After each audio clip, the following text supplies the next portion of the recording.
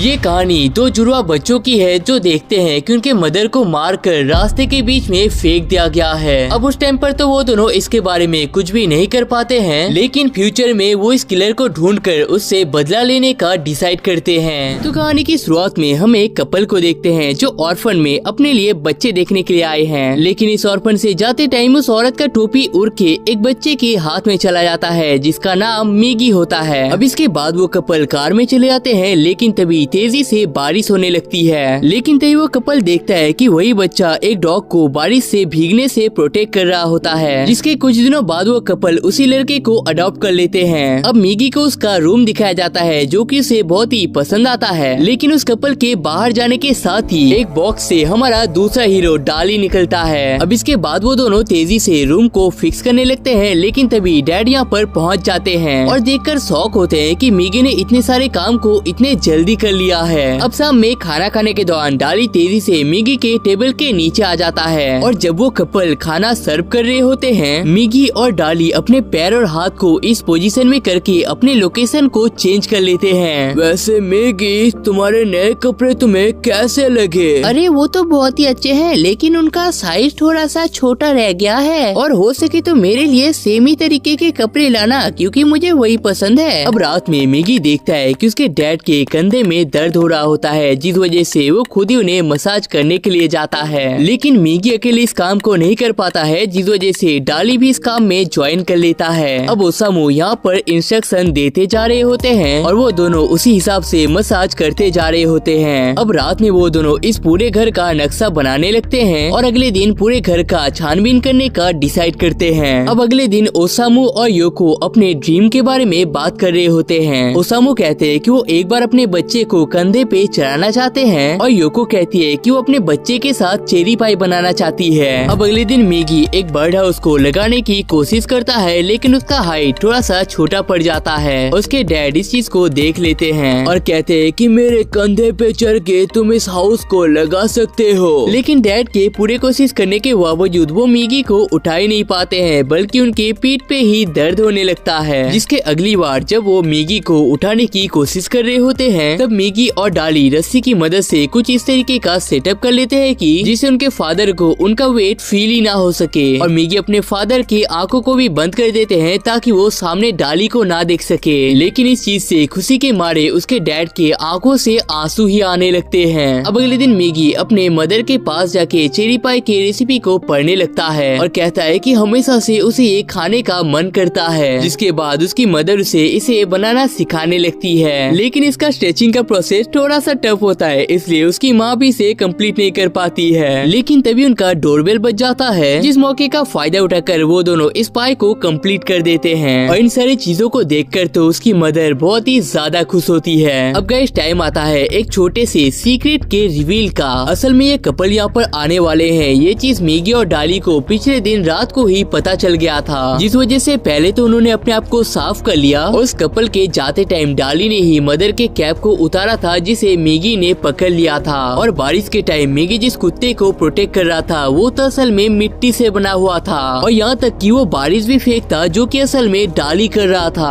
अब मैगी और डाली को यहाँ पर नहाने का तरीका पता नहीं होता है, जिस वजह से फ्लोर साफ करने वाले ब्रश से वो लोग अपने पीठ को साफ कर रहे होते हैं। लेकिन तभी यहाँ पर मदर पहुँच जाती है और देखती है कि यहाँ पर दो कपड़े मौजूद होते हैं, लेकिन बाथरूम में सिर्फ अकेला मैगी होता है, इसलिए वो यहाँ से चले जाते हैं और डाली इस टाइम पर पानी के नीचे छुपा हुआ होता है। अब इसके बाद मैगी अपने मदर के साथ टाइम स्पेंड कर रहा होता है और तभी उसकी मदर कहती है कि तुम्हारे हेयर्स तो काफी सुंदर है, बिल्कुल किसी प्रिंसेस की तरह। और इस तरीके से टाइम स्पेंड करना मैगी को भी अच्छा लगने लगता है। जिसके बाद मैगी और डाली प्लान करते हैं कि अब वो दोनों इस पूरे घर की छानबीन करेंगे, लेकिन तभी उनके पेरेंट्स वहाँ पर पहुँच जाते हैं और कहते हैं कि वो लोग बाहर एक इम्पोर्टेंट काम के लिए जा रहे हैं, तो इसलिए मैगी को ही घर का ख्याल रखना पड़ेगा, जिसका मतलब है कि ये परफेक्ट मौका है पूरे घर का छानबीन करने का। पहले वो दोनों अपने पेरेंट्स के बेडरूम की छानबीन करने लगते हैं और तभी उन्हें एक अजीब सा कपड़ा देखने को मिल जाता है। पहले तो ये उन्हें किसी तरीके का पैरासूट लगता है, लेकिन ट्राई करने के बावजूद ये वैसा तो काम नहीं करता है। जिसके बाद वो दोनों लाइब्रेरी को चेक करने लगते हैं और तभी उन्हें एक पिक्चर के पीछे एक और पिक्चर मिल जाता है और उन दोनों को ये लगता है कि शायद उनके फादर का कोई और चक्कर चला करता था और उसी का पिक्चर उन्होंने यहाँ पर छुपा कर रखा है। जिसके बाद उन्हें अपने फादर का डायरी मिल जाता है, जहाँ पर उन्होंने लिख रखा है कि मिगी को अपने कंधे पर उठाकर वो कितना खुश फील कर रहे थे। अब इसके बाद वो दोनों एक सीक्रेट रूम में पहुंच जाते हैं जहाँ पर उनका जाना मना था, लेकिन तभी वहाँ पर उनका डॉग आकर उन्हें परेशान करने लगते हैं और एक कार की आवाज के साथ ही वो दोनों समझ जाते हैं कि उनके पेरेंट्स भी वापस आ चुके हैं। लेकिन तभी वो देखते हैं कि यहाँ पर कई सारे विग्स मौजूद होते हैं, लेकिन उन्हें ये किसी इंसान के ही हेयर्स लग रहे होते हैं। अब इसके बाद मिगी और डाली अपने पेरेंट्स के बातों को सुनने लगते हैं और वहाँ पर वो किसी पार्टी के बारे में बात कर रहे होते हैं, लेकिन तभी वो दोनों किसी शार्प चीज को घूमते हुए देखकर शॉक ही हो जाते हैं और उन्हें ऐसा लगता है कि पार्टी के दौरान असल में मिगी के हेयर्स को काटा जाएगा।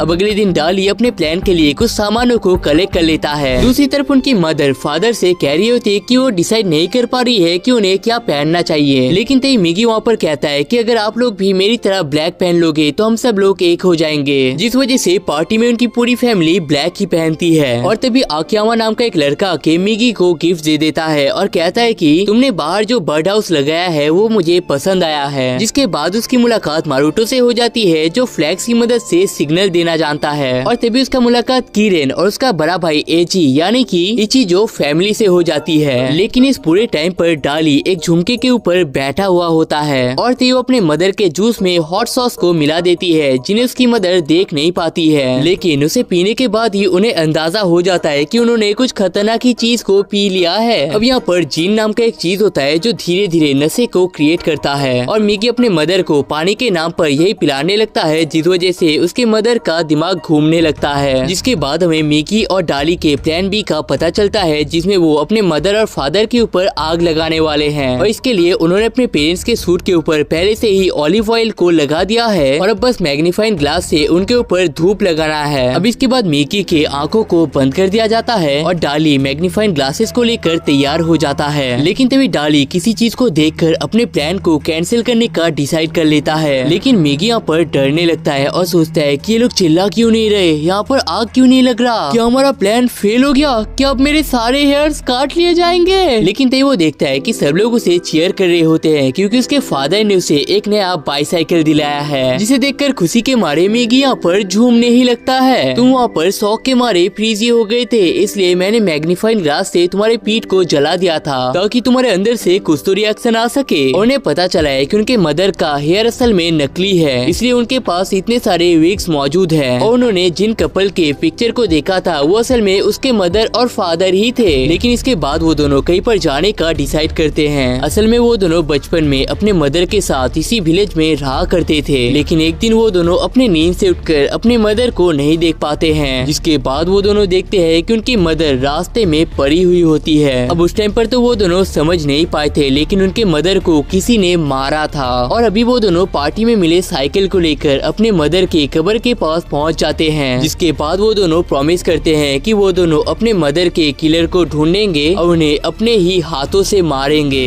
अब इसके बाद हमें मिगी और डाली के पास्ट को दिखाया जाता है, जहाँ पर वो दोनों एक दीवार पर ड्राइंग करने लगते हैं, लेकिन किसी रीजन के चलते उनकी मदर उस घर को छोड़ देती है और इसी के कुछ दिनों बाद उनकी मदर की बॉडी उन दोनों के सामने होता है। जिसके बाद वो दोनों अपने मदर के बॉडी को लेकर दफनाने के लिए पहुंच जाते हैं, लेकिन तभी उन्हें उनके हाथ में एक बटन दिख जाता है जिसे मिगी हमेशा एक लॉकेट की तरह पहन कर रखता है और उन दोनों के पास सिर्फ ये इकलौता ही सुराग है अपने मदर के किलर को ढूंढ निकालने का। अब अगले दिन मदर मिगी को बताती है कि तुम्हें स्काउट्स के टीम को ज्वाइन कर लेना चाहिए क्योंकि तुम्हें वहाँ पर काफी सारी चीजें सीखने को मिलेगा, जिस पर मिगी बाद में सोचने का डिसाइड करता है। अब रात में वो दोनों डिसाइड करते हैं कि वो दोनों अलग अलग घरों में जाकर देखेंगे कि किस घर में इस टाइप का डिजाइन बना हुआ है, लेकिन उन्हें कुछ तो ऐसा रास्ता चाहिए होगा जिसकी मदद से वो लोग आसानी से दूसरों के घर में घुस सकते हैं। जिस वजह से वो दोनों स्काउट्स के टीम को ज्वाइन कर लेते हैं, जिससे होगा ये कि वो लोग अलग अलग दोस्त बना सकते हैं और दोस्ती के थ्रू वो लोग अलग अलग घरों में घुस सकते हैं। अब डाली मारुतो को कई सारे पत्थर देने की कोशिश करता है और दूसरी तरफ मिगी अनफनी जोक्स पर तेजी से हंसने लगता है। जिसके बाद डाली कुछ और लोगों से दोस्ती करने के लिए जाता है, लेकिन तभी वो लड़के डाली को एक रोप दिखा देता है और कहता है कि अगर तुम इस रोप को पूरी तरीके से पार कर लेते हो तो हम तुम्हारे दोस्त बन जाएंगे। इसके बाद डाली से पार करने की कोशिश कर रहा होता है, लेकिन तभी वो बीच में ही गिर जाता है। जिसके बाद मिगी यहाँ पर पहुँच जाता है इस टास्क को कम्प्लीट करने के लिए, लेकिन वो भी यहाँ पर गिर जाता है। जिसके बाद वो दोनों एक के बाद एक इसे कम्प्लीट करने की कोशिश कर रहे होते हैं और बाकी लोग इसे देखकर शौक होता है कि एक बंदा इतनी बार कोशिश कैसे कर सकता लगता है, लेकिन तभी डाली फिर से गिर जाता है और अपने आप को उठाने की किसी तरीके से कोशिश ही कर रहा होता है। लेकिन इसे देखकर आकियामा को याद आने लगता है कि वो भी अपने ड्रीम्स के ऊपर कितना भरोसा किया करता था, लेकिन कोई भी उसके ऊपर यकीन नहीं किया करता था और यहाँ तक कि उसका मजाक भी उड़ाया जाता था, जिस वजह से आकियामा कहता है कि कुछ भी हो जाए लेकिन तुम्हें हार नहीं मानना है। जिसके बाद मेगी किसी तरीके से खड़ा हो जाता है और अपने पूरे पावर के साथ एक जंप लगा लेता है और इसी जंप के साथ वो अपने इस गोल को कंप्लीट कर लेता है। लेकिन इन सब के बाद भी वो बच्चे उसके दोस्त नहीं बनते हैं। लेकिन तभी आकियामा कर कहता है कि वो उसे बहुत ही पसंद आया है और वो उसके साथ दोस्ती करना चाहता है। अब इसके अगले दिन मेगी आकियामा के घर पहुंच जाता है और डाली भी सही मौके का वेट करके एकदम से घर के अंदर आ जाता है। अब आकियामा बताता है कि उसके मॉम डैड के साथ उसके पास एक बहन भी है, लेकिन उसकी बहन छुट्टियों के दौरान बस अपने रूम में पड़ी ही रहती है। दूसरी तरफ डाली सारे रूम की छानबीन कर रहा होता है और तभी वहाँ पर आकियामा और मेगी भी पहुँच जाते हैं। जिसके बाद डाली मेगी को बताता है कि अब वो आकियामा के बहन के रूम को देखने वाला है, तो इस टाइम पर उसे आकियामा को अच्छे तरीके से बिजी रखना है। अब इसके बाद मेगी आकियामा के रूम में पहुंच जाता है और यहाँ पर आकियामा अपने उड़ने के सपने के बारे में मेगी को बता रहा होता है और मेगी भी उसके सारे बातों पर फुल इंटरेस्ट दिखा रहा होता है। लेकिन तभी आकियामा कहता है कि वो एक सीक्रेट चीज को मेगी को दिखाना चाहता है। अब इसके बाद डाली आकियामा के बहन के रूम में पहुंच जाता है और ये रूम बहुत हद तक उनके बचपन के रूम की तरह ही होता है, लेकिन मेगी और डाली ने बचपन में जो ड्राइंग बनाया था वो उसे कहीं पर नहीं मिल पाता है, जिस वजह से मेगी थोड़ा सा निराश हो जाता है। लेकिन तभी आकियामा की बहन उसे पकड़कर अपने साथ सुला लेती है। दूसरी तरफ आकियामा मेगी को एक अजीब सा बर्ड कॉस्ट्यूम दिखा रहा होता है और तभी वो अपने सिस्टर के रूम से एक मिरर लाने के लिए जाता है, लेकिन तभी मेगी उसे रोक देता है और कहता है कि वो इस चीज को पहले खुद से अच्छे तरीके से देखना चाहता है। जिसके अगले दिन डाली मारुतो के घर उससे मुलाकात करने के लिए पहुंच जाता है। अब इसके बाद मेगी पूरे घर की छानबीन कर रहा होता है और दूसरी तरफ डाली मारुतो के साथ होता है, लेकिन तभी मारुतो डाली के केक को लेकर खुद ही खा लेता है और जब भी डाली गेम को जीतने वाला होता है वो उसके गेम को रिस्टार्ट कर देता है। अब इसके बाद वो दोनों रॉक पेपर सीजर खेलने का डिसाइड करते हैं, लेकिन मारुतो शर्त रखता है कि मेगी को अपने हाथ को बांध के रखना होगा और इसी रीजन के कारण मेगी यहाँ पर मार खा रहा होता है, जिसे देखकर मारुतो कहता है कि तुम तो किसी काम के नहीं हो, तुम्हें तो अपने मम्मी के पास चले जाना चाहिए। अरे मैं तो भूल ही गया, तुम्हारे पास तो असली माँ ही नहीं है। लेकिन इन सारी बातों को असली मेगी साइड से सुन लेता है, जिसके बाद वो डाली को खींचकर उसकी जगह वो खुद आ जाता है और इस बार रॉक पेपर सीजर को जीतने के बाद वो इतनी तेजी से उस लड़के को मारने लगता है जिसका कोई हद ही नहीं होता है। लेकिन तभी डाली आकर उसे रोक देता है और समझाता है कि इस तरीके से हम अपने टारगेट को कंप्लीट नहीं कर पाएंगे। जिसके बाद डाली मारुतो से कहता है कि आज के दिन उसके साथ खेलकर उसे बहुत ही ज्यादा मजा आया है, जिसके बाद वो यहाँ से चला जाता है। जिसके अगले दिन मेगी के घर एक नई औरत आती है जो कि असल में उनकी मेड होती है मिस मित्सुयामा, और तभी हमें पता चलता है कि मित्सुयामा आसपास के सारे घरों में ही काम करती है, जिस वजह से मेगी कुछ डिटेल्स को निकालने का कोशिश करता है, लेकिन मित्सुयामा इसके लिए साफ तरीके से मना कर देती है। अब इसके बाद मेगी अपने मदर का एक्टिंग करने लगता है जो कि डाली को बहुत ही फनी लगता है, लेकिन तभी उसे एक छोटा सा आइडिया आ जाता है। अब इसके बाद मदर के काम करने के दौरान मेगी उसे अपने पास बुला लेता है और इसी टाइम पर डाली यहाँ पर पहुँच जाता है और एक पेन को दिखाकर कहती है कि वो इस डिजाइन का वॉलपेपर बनाना चाहती है, लेकिन वो इसे बनाना नहीं चाहेगी अगर इसी शहर में किसी और के पास भी ये वॉलपेपर मौजूद है। जिस पर मित्सुयामा कहती है कि इचिजो फैमिली के पास भी ऐसा ही वॉलपेपर मौजूद है, तो आपको शायद इसे नहीं लगाना चाहिए। अब इसके बाद रात में उन्हें अपनी मदर की याद आने लगती है और सोचते हैं कि बचपन में किस तरीके से वो तीनों एक साथ टाइम स्पेंड किया करते थे। जिसके बाद अगले दिन वो दोनों सेम टू सेम ड्रेसेस को पहन लेते हैं, जिसमें से एक तो आराम से बस से जा रहा होता है, लेकिन दूसरे को साइकिल से उन्हें फॉलो करना पड़ता है। अब स्कूल में पता चलता है कि मेगी को 15 रूम मिला है, लेकिन इस टाइम पर वो खुद की जगह इचिजो के रोल नंबर को ढूंढने में बिजी होता है और तभी वो देखता है कि इचिजो 11 में होता है और तभी मदर बताती है कि 11 में सिर्फ वही स्टूडेंट जा पाते हैं जिनके पास कुछ अलग टैलेंट होता है। अब इसके बाद मेगी अपने बाइसाइकिल को लेकर पहुंच जाता है और अंदर डाली ऑब्जर्व करता है कि क्लास 15 और 11 में जमीन आसमान का फर्क है और इचिजो तो इन सबके सामने स्पीच दे रहा होता है। लेकिन तभी एक लड़का डाली से कहता है कि तुम यहाँ पर ऑर्फन से आए हो ना। जिसके बाद डाली आकियामा को अपने साथ मिलने से मना करता है, वरना लोग उसका भी मजाक उड़ाएंगे। जिसके बाद डाली मेगी को समझाता है कि हमें टेस्ट में अच्छा परफॉर्म करना पड़ेगा जिससे कि हम क्लास 11 में जा पाएंगे और उसके बाद हम एजी से दोस्ती करके उसके घर में भी जा पाएंगे। लेकिन तभी उन्हें एजी एजी का ही साउंड आने लगता है, जिस वजह से मिगी उससे बात करने के लिए जाता है। लेकिन एजी उसके सवालों का जवाब भी नहीं देता है, क्योंकि असल में मिगी 1-5 से होता है। अब एक छोटे से टेस्ट के बाद मिगी को 3 और 6 मिले हैं और डाली को 61 और 68। लेकिन तभी मिगी कहने लगता है कि आज उसने क्लास में एक लड़की को देखा था जो कि किसी गॉडेस की तरह है। उसकी हेयर्स तो ब्लैक थी, लेकिन उसकी आंखें एकदम उनकी मदर की तरह थी और उसे पाने के लिए वो कुछ भी कर सकता है। और इन सब को सुनने के बाद डाली भी उसे कुछ नहीं कह पाता है। जिसके अगले दिन मिगी उस लड़की से बात करने के लिए जाता है, जिसमें वो लड़की कहती है कि उसका नाम सैली है, लेकिन वो किसी बेवकूफ लड़के से बात नहीं करना चाहती है और अगर मिगी उससे बात करना चाहता है तो उसे स्मार्ट बनकर आना पड़ेगा। और तभी हमें पता चलता है कि ये लड़की और कोई नहीं बल्कि डाली ही होता है। इस भेष को पहनकर वो लाइब्रेरी में पढ़ाई कर पाती है और घर में मिगी भी अपने दिल लगाकर पढ़ रहा होता है और इसके साथ वो दोनों बाकी चीजों का भी ध्यान रख रहे होते हैं। जिसके बाद मिगी सैली को अपने कुछ अच्छे नंबर सिखा देता है, लेकिन ये असल में डाली के पेपर्स होते हैं। लेकिन फिर भी सैली उसे अपने साथ पढ़ने का ऑफर देती है। अब इसके बाद तो मिगी अपने फुल कंसंट्रेशन के साथ ही पढ़ाई करने लगता है, लेकिन सैली को ये चीज बुरा लगता है और मन में वो माफी मांग लेती है। लेकिन तभी उस दिन शाम को मिगी अपने फीलिंग्स को और कंट्रोल नहीं कर पाता है और बता देता है कि वो सैली को कितना पसंद करता है। लेकिन तभी सैली सोचती है कि अगर मैं इसे ना बोलूंगा तो ये खत्म हो जाएगा और अगर हाँ बोल दूंगा तो ये आसमान में उड़ने लगेगा। जिस वजह से वो कहती है कि वो इस प्रपोजल को तभी एक्सेप्ट करेगी जब मिगी जापानीज और इंग्लिश दोनों में फुल नंबर लाएगा। जिसके बाद टाइम आ जाता है एग्जाम डे का, जिसमें दोनों ही अपना 100% देने का कोशिश करते हैं। अब इस टेस्ट के बाद डाली को तो बहुत ही अच्छे नंबर मिले हैं, लेकिन तभी मिगी आकर दिखा देता है कि उसे अपने टेस्ट में 100 में से 100 नंबर ही मिले हैं। जिसके बाद डाली को याद आने लगता है कि किस तरीके से मिगी हर टाइम सिर्फ पढ़ाई ही किए जा रहा था और वो मिगी के दिल को दुखाना नहीं चाहता है, इसलिए वो उसके साथ डेट पे जाने के लिए राजी हो जाता है। अब इसके बाद वो दोनों एक एक्वेरियम में पहुंच जाते हैं, जहाँ पर वो दोनों अपना क्वालिटी टाइम स्पेंड कर रहे होते हैं। लेकिन गाइस बड़ी बात तो ये है कि ये दोनों ही लड़के हैं, ऊपर से भाई भी है, तो तलवारबाजी करने का क्या फायदा। लेकिन तभी मिगी एक पेंडेंट को दिखा देता है और उसे सैली को पहनाने लगता है। लेकिन तभी सैली बताती है कि वो इस जगह को छोड़कर बहुत दूर जाके रहने वाली है, जिसे सुनकर मिगी का पेंडेंट गिर के टूट जाता है। और तभी मिगी कहता है कि हम दोनों एक दूसरे से कितना ही दूर क्यों ना हो जाए, हमारा दिल हमेशा एक साथ ही रहेगा। लेकिन घर जाने के बाद वो अपने भाई को पकड़कर तेजी से रोने लगता है। दूसरी तरफ एजी अपने क्लास में फर्स्ट तो आ चुका है, लेकिन उसे पता चलता है कि मिगी ने भी अपने क्लास में टॉप किया है और उन दोनों के ही नंबर सेम आए हैं, जिस वजह से अब मिगी एजी के नजर में आने लगता है। और वैसे आज एजी का टर्न होता है सारे बच्चों के बैग को चेक करने का और इसी दौरान वो मिगी के लॉकेट को देख लेता है, जिसे देखकर वो पूरी तरीके से शॉक हो जाता है। और तभी हमें पता चलता है कि लॉकेट का पार्ट असल में एजी के शर्ट का बटन होता है। लेकिन दूसरी तरफ मिगी और डाली बहुत ही एक्साइटेड होते हैं, क्योंकि उन्हें एजी के घर में जाने का इनविटेशन मिल चुका है और वहाँ पर जाने के साथ ही डाली अपना रिसर्च स्टार्ट कर देता है। अब उसे यहाँ पर कुछ मिलता तो नहीं है, लेकिन फिर भी उसे अजीब सा फील हो रहा होता है। दूसरी तरफ मिगी डिनर टेबल पर होता है और सब लोग उसकी बहुत तारीफ कर रहे होते हैं, क्योंकि एग्जाम में उसे बहुत ही अच्छे नंबर मिले हैं। लेकिन तभी एजी अपने उसी कपड़े को निकाल देता है और कहता है कि इस कपड़े के एक बटन को मिगी ने चुरा लिया है। अब इतने में डाली यहाँ पर पहुँच जाता है और उनके पेरेंट्स कह रहे होते हैं कि मिगी ऐसा कभी नहीं कर सकता है। लेकिन तभी एजी मिगी को अपने कपड़ों को उतारने के लिए कहता है, क्योंकि उसने इसे एक लॉकेट की शेप में बनाया था, तो शायद उसने इसे पहन के रखा होगा। अब इसी टाइम पर डाली एक छुरी को लेकर मिगी के लॉकेट को काटने लगता है और तभी एजी उसके कपड़ों को उतार देता है, लेकिन उसे वो लॉकेट कहीं पर नहीं मिलता है, जिस वजह से वो अपने डॉग को बुलाकर इस लॉकेट को ढूंढने के लिए कहता है और वो डॉग सीधा डाली के पास ही पहुंच जाता है। अब डाली यहाँ पर बहुत ही डर जाता है, क्योंकि अगर उन्होंने टेबल के नीचे देख लिया तो उन्हें पता चल जाएगा कि यहाँ पर असल में दो लड़के मौजूद है। लेकिन तभी मिगी बताता है कि बाथरूम में जाते टाइम ये बटन मुझे बहुत ही प्यारा लग रहा था, इसलिए मैंने इसे चुरा लिया था। जिसके बाद एजी की मॉम कहती है कि अगर मैंने ये बात मिगी के ऑर्फन वालों को बता दिया तो शायद आपको कभी मिगी को दोबारा देखने का मौका ही नहीं मिलेगा, और इसलिए हम उसे कुछ दिनों तक हमारे पास रखेंगे और अच्छा बनने का ट्रेनिंग देंगे। अब हम देखते हैं कि डाली बहुत ही डरा हुआ होता है, क्योंकि बाहर जाने के गेट को एक डॉग प्रोटेक्ट कर रहा होता है, जिस वजह से वो एक रस्सी की मदद से इस डॉग को भगा कर जाने की कोशिश कर रहा होता है। लेकिन तभी उसे रियलाइज हो जाता है कि ये डॉग कोई खतरा नहीं है, बल्कि ये डॉग तो उसके साथ बस खेलना ही चाहता है। दूसरी तरफ मिगी को एक रूम में कैद किया गया है, जहाँ पर उसे कुत्ते का खाना खिलाया जाता है और एजी उससे बस एक ही सवाल करता है कि जो बटन 8 साल पहले मुझसे गुम हो गया था वो तुम्हारे पास क्या कर रहा है। जिस पर मिगी कहता है कि बटन उसे कहीं पर पड़ा हुआ मिला था।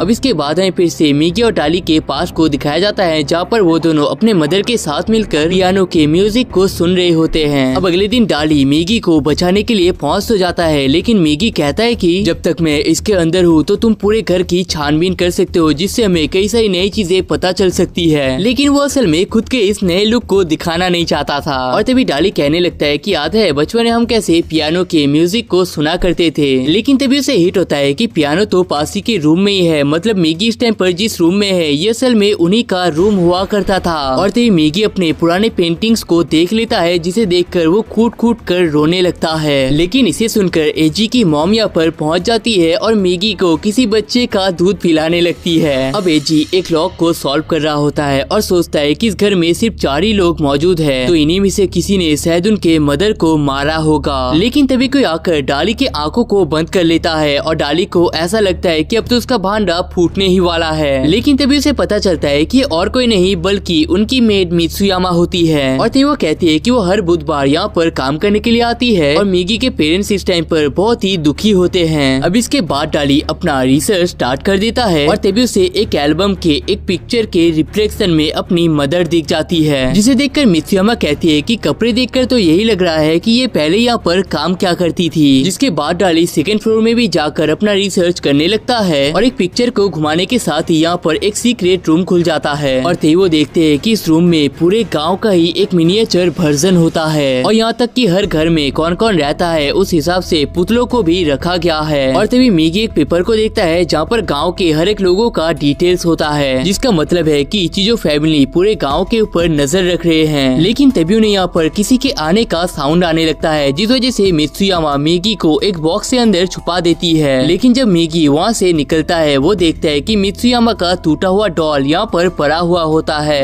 अब इसके बाद हम देखते हैं कि डाली बहुत ही परेशान होता है क्योंकि उसे कुछ भी खाने को नहीं मिला है। लेकिन तभी उनका डॉग उसे अपना खाना खाने के लिए दे देता है। अब इसके बाद डाली मिगी को ये सारी बातें बता देता है और वो उसे अपने साथ यहाँ से जाने के लिए कहता है। लेकिन मिगी असल में इस टाइम पर एक बेवकूफ बच्चा बनने का नाटक कर रहा होता है और इसी नाटक के दौरान वो इचिजो के मदर से इस घर के बारे में कई सारी चीजें जानने की कोशिश कर रहा होता है। अब अगले दिन डाली इस घर के बुक्स को पढ़ रहा होता है, लेकिन तभी उसे कुछ आवाज आने लगता है, जिस वजह से वो जल्दी से मिगी को देखने के लिए पहुँच जाता है। लेकिन तभी वो देखते है कि मिगी तो यहाँ पर कुछ अलग ही टाइप का ओवर एक्टिंग कर रहा होता है, जिसे देखकर वो अपनी हंसी को रोक ही नहीं पाता है। अब मिगी भी इस चीज को फील तो कर लेता है, लेकिन वो अपने एक्टिंग को जारी रखता है क्योंकि उसे पता है कि उसे क्या हासिल करना है। अब इसके बाद मिगी को भी खाने के टेबल में बैठने का परमिशन मिल जाता है, लेकिन मिगी अभी भी बच्चा बनने का नाटक कर रहा होता है और कई सारे अजीब अजीब सवाल पूछते हैं, जैसे कि उसका हेयर कलर सबसे अलग क्यों है, सारे लोग प्लेट में ही क्यों खाना खा रहे हैं और चम्मच इस तरीके का ही क्यों दिखता है। और इस टाइम पर डाली उन सब के पैरों के मूवमेंट को देख रहा होता है, क्योंकि उसने जिस बुक को पढ़ा था उसमें लिखा गया था कि किस तरीके से झूठ को पकड़ा जाता है। और तभी मिगी एजी से पूछता है कि क्या तुमने कभी अपने बिस्तर को गीला किया है, जिस पर एजी कहता है कि उसने ऐसा कभी नहीं किया है और उसकी मदर भी उसका साथ देती है। लेकिन उनके पैरों के मूवमेंट से पूरा पता चलता है कि वो लोग यहाँ पर झूठ बोल रहे हैं। लेकिन तभी एजी को शक होने लगता है और कहता है कि एक बच्चा मुझसे ऐसे सवाल क्यों कर रहा है। लेकिन तभी मिगी यहाँ पर तेजी से हंसने लगता है और कहता है कि आप मुझे डराने की कोशिश कर रहे हो क्या, लेकिन आपकी शक्ल तो बहुत ही फनी लग रही है। लेकिन असल में मिगी यहाँ पर हंस नहीं रहा है, बल्कि डाली उसके पैरों में गुदगुदी कर रहा है। अब रात में एजी की मॉम मिगी से कहती है कि तुम एक नॉर्मल बच्चे बन चुके हो, जिस वजह से कल तुम्हें अपने घर भेज दिया जाएगा। लेकिन इसके बाद वो दोनों बहुत ही निराश हो जाते हैं, क्योंकि अभी भी उन्हें कुछ खास चीजें पता नहीं चला था और आज ही उनका आखिरी दिन होने की वजह से वो दोनों अपना पूरा ताकत लगाने का सोचते हैं। तो पहले देख लेते हैं कि क्या क्या डिटेल्स हमें ऑलरेडी पता है। जैसे एजी कभी कभार अपने बिस्तर को गीला कर देता है, जब उनके डैड आसपास नहीं होते हैं उनकी मदर सबको ब्रेन वॉश कर रही होती है। इस घर में एक मिनिएचर है जिससे कोई तो इस पूरे शहर के ऊपर नजर रख रहा है और उनकी मदर पहले यहाँ पर काम क्या करती थी। और इन सबको सोचने के दौरान उनके दिमाग में एक आइडिया आ जाता है। डाली अपने घर से मदर के विग को लाता है और अपने शकल को अपने माँ के जैसा बना लेता है, जिसके बाद वो एजी के मदर के रूम में पहुँच जाता है और उसकी मदर इसे देखकर शॉक हो जाती है और कहती है कि तुम उसे चुराने के लिए वापस आ चुके हो। जिसके बाद वो चारों तरफ कैंची से हमला करके उन्हें ढूंढ रही होती है। अब इतने में वो दोनों एजी के फादर के रूम में पहुंच जाते हैं और फादर उन्हें देखने के साथ ही मैट्रिक करके पुकारने लगती है और कहते हैं कि उन्होंने उसे बहुत ज्यादा मिस किया है। लेकिन तभी वो दोनों यहाँ से भाग जाते हैं। लेकिन तभी उन्हें ऐसा लगने लगता है कि एजी के फादर और उनके मदर के बीच में कुछ तो सेल रिलेशन था।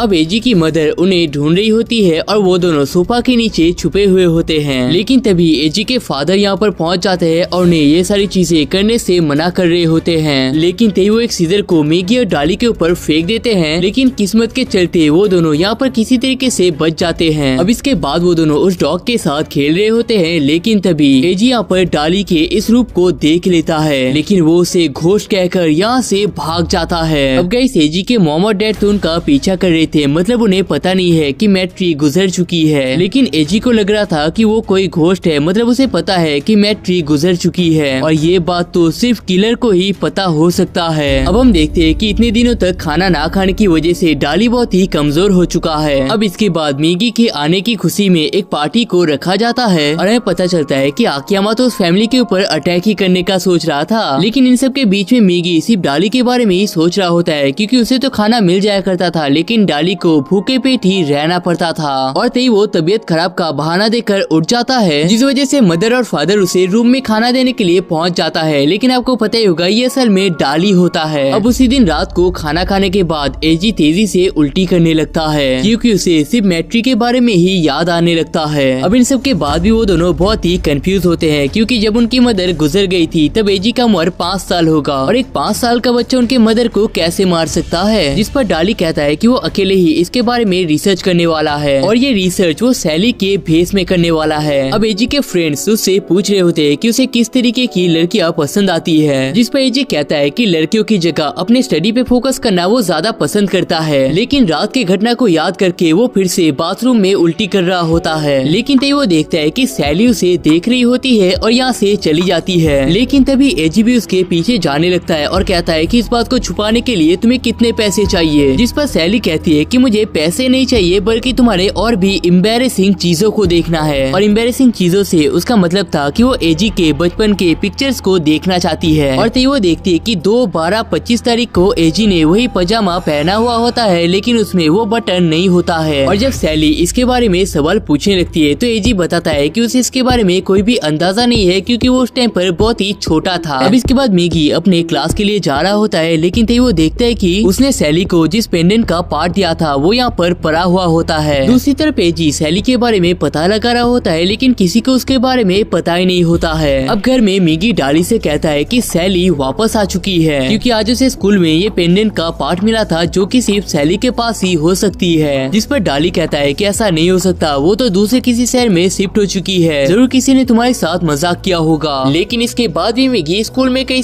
जगह पर सैली के ड्राइंग को लगाने लगता है, लेकिन उसका ड्राइंग इतना ही बेकार होता है कि खुद सैली भी इसे देखकर हंसने लगती है। लेकिन आकियामा कहता है कि वो पहले बर्ड्स को ड्रॉ किया करता था, इसलिए वो मैगी के पिक्चर को समझ सकता है और उसका ड्राइंग स्किल भी मैगी से बहुत ही ज्यादा बेटर है। और इन स्किल्स का यूज करके वो सैली के एक्चुअल पिक्चर को ड्रॉ कर देता है। और तभी इसे देखकर एक लड़की कहती है कि इसी लड़की को तो एजी ढूंढ रहा था। जिसके बाद मैगी आकियामा से कहता है कि सेजी के बच्चे को तो अब मैं नहीं छोड़ूंगा और तुम मेरे बीच में मत आना। जिसके बाद मैगी सैली को एजी से दूर ले जाने लगता है। लेकिन तभी एजी कहता है कि हम दोनों एक इम्पोर्टेंट बात कर रहे थे और सैली के हाथ को पकड़ लेता है। जिसके बाद सैली कहती है कि अब वो एजी की गर्लफ्रेंड बन चुकी है और मैगी के हाथ को हटा देती है। अब हम देखते हैं कि एजी अपने पूरे घर को अच्छे तरीके से साफ कर रहा होता है, क्योंकि आज सैली उनके घर आ जाती है। अब इसके बाद वो दोनों एजी के रूम में आ जाते हैं और हमें पता चलता है कि डाली कुछ टाइम से हिप्नोटिज्म को सीख रहा था और मैगी के ऊपर उसने कई बार टेस्ट भी किए हैं। लेकिन पढ़ाई के दौरान सैली को नींद आने लगती है और वो एजी से कहता है कि चलो एक छोटा सा नैप ले लेते हैं। लेकिन एजी सैली को सुलाकर खुद नीचे बैठ जाता है। लेकिन तभी सैली कहता है कि मुझे अकेला सोना पसंद नहीं है, मुझे किसी का साथ चाहिए। लेकिन इसके बाद एजी उसके साइड में कुछ अलग अलग डॉल्स को सुला देता है। लेकिन तभी सैली अपने कपड़ों को उतारने लगती है और कहती है कि मेरे पास तुम क्यों नहीं सो जाते।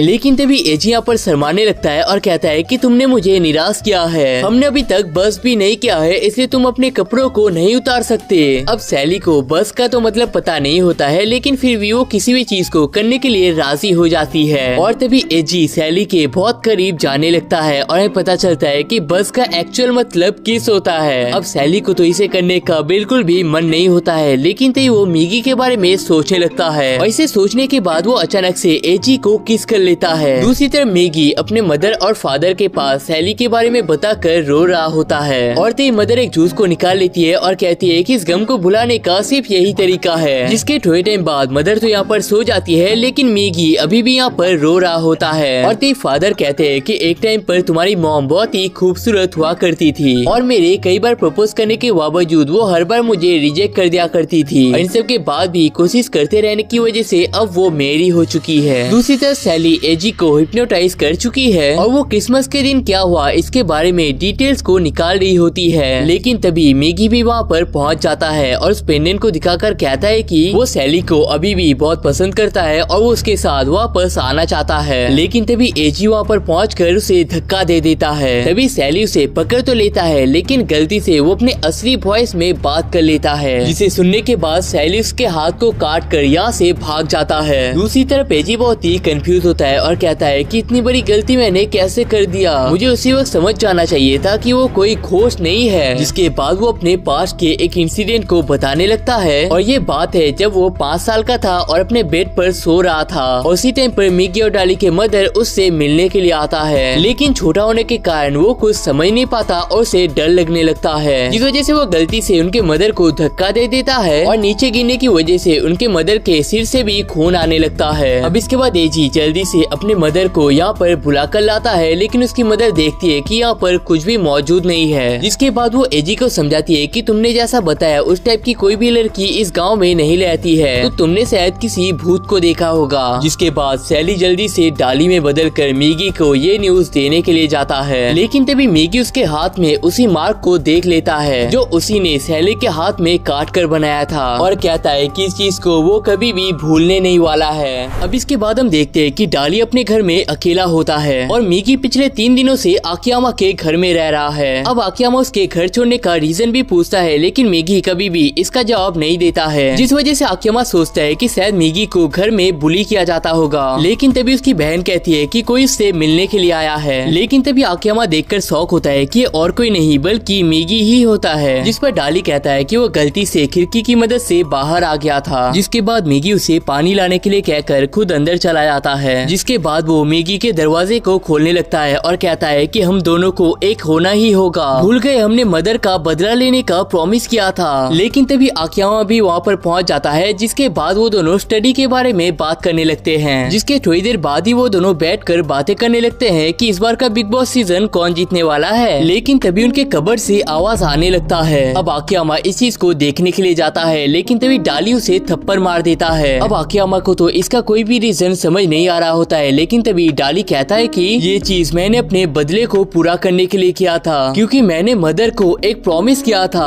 अब आकियामा को याद आता है कि इस बार मिगी ने क्लास में टॉप किया था और सोचता है कि शायद उसके मदर ने ही उसे इस काम को करने के लिए फोर्स किया था। जिस पर आकियामा कहता है कि तुम्हें किसी से भी बदला लेने की जरूरत नहीं है, तुम्हें जो चीज खुश करता है तुम्हें उसी हिसाब से ही जीना चाहिए। अब ये बात मिगी के दिल में लग जाता है और वो सोचने लगता है कि किस किस काम को करने से उसे खुशी मिलती है। तभी आकियामा को उसकी बहन बुला लेती है और तभी मिगी डाली को अंदर रख के खुद बाहर चला जाता है और कहता है कि तुमने सही कहा था आकियामा, मुझे किसी से भी बदला लेने की जरूरत नहीं है और अब मुझे किसी और के ऑर्डर्स को भी फॉलो नहीं करना है। जिसके बाद वो डाली के साथ बिताए सारे पलों को भूलकर अपना नया जर्नी स्टार्ट कर लेता है। लेकिन तभी डाली अपने मदर के कब्र के पास पहुंच जाता है और कहता है कि वो अकेले ही अपने मदर के बदले को लेने वाला है। अब मिगी अपने घर में पहुंच जाता है, लेकिन तभी मदर कहती है कि जल्दी ही एक कॉस्ट्यूम कंपटीशन होने वाला है, जिसमें मिगी इस मस्कीटो वैम्पायर के कॉस्ट्यूम को पहनने वाला है। जिसके बाद डिनर टाइम पे पता चलता है कि पिछली बार एजी इस कंपटीशन में एक पेंटिंग बनकर आया था और फर्स्ट प्राइज जीता था। लेकिन इसे सुनकर मिगी सोचता है कि ये सही टाइम है अपना बदला लेने का। लेकिन तभी मिगी को यहाँ पर खाना खाने में प्रॉब्लम हो रहा होता है, क्योंकि उसे अकेले में 2 लोगों का खाना खाना पड़ रहा है और इस खाने को फिनिश करने के बाद वो सीधा बाथरूम में उल्टी करने के लिए पहुंच जाता है। जिसके बाद मिगी अपने फादर को मसाज के लिए बोलकर अकेले ही अपने फादर को मसाज देने लगता है। लेकिन तभी फादर को थोड़ा सा अजीब फील होने लगता है और कहता है कि तुम तो पूरा पसीने में भीग चुके हो, तो चलो आज हम दोनों एक साथ नहा लेते हैं। अब नहाने के दौरान फादर एक डक टॉय का यूज करके मिगी के मुंह पे पानी फेंक रहे होते हैं और कहते हैं कि अगर तुम इसके एक आंख को बंद कर देते हो तो इसका पावर डबल हो जाता है। जिस पर मिगी सोचता है कि वो भी अगर खुद को अकेले ही कंट्रोल करने लगता है तो उसका पावर भी डबल हो जाएगा।